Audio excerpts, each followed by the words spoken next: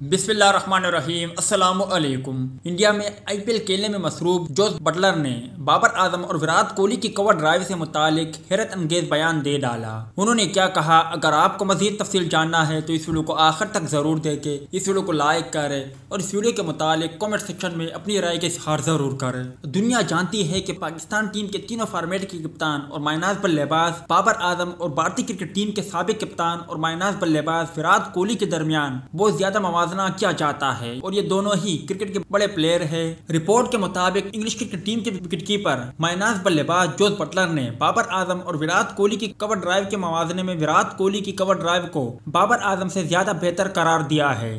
बाबर आजम और विराट कोहली दोनों ही दुनिया में सबसे बेहतरीन कवर ड्राइव की महारत रखते हैं, लेकिन इंग्लैंड क्रिकेट टीम के बल्लेबाज जोस बटलर ने विराट कोहली को ज्यादा करार दिया है। उनकी कवर ड्राइव को बाबर आजम के मुकाबले में ज्यादा पसंद किया है। याद रहे कि पाकिस्तान क्रिकेट टीम के तीनों फॉर्मेट के कप्तान बाबर आजम अपने डेब्यू से लेकर अब तक तीनों फॉर्मेट में बेहद रन बना चुके हैं। तीनों फॉर्मेट में 40 से ऊपर की औसत रखते हैं, जबकि भारतीय क्रिकेट टीम साबिक कप्तान और मायनाज बल्लेबाज विराट कोहली पिछले 3 सालों से किसी भी फॉर्मेट में सेंचुरी बनाने में कामयाब नहीं हुई।